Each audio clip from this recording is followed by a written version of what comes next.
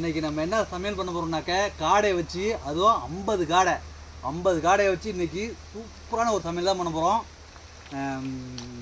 சமைக்கிறதுக்கு ரெடி ஆகிட்டேன். அது ரெடி ஒரு அரிசி தயிரை போட்டு அலசிட்டு இருக்கேன். இதுக்கப்புறம் பட்டுன்னு சமைச்சு சூப்பராக சாப்பிட வேண்டியதான். இந்த வீடியோ முழுசாக நீங்கள் பார்க்கணுன்னாக்க நம்ம யூடியூப் சேனல் வேல்டுமன் குக்கிங் சேனலில் போய் பாருங்கள். முழு வீடியோவும் அதில் அப்லோட் பண்ணி வச்சுருப்போம். பிடிச்சிருந்தாக்க ஒரு லைக் பண்ணுங்கள்.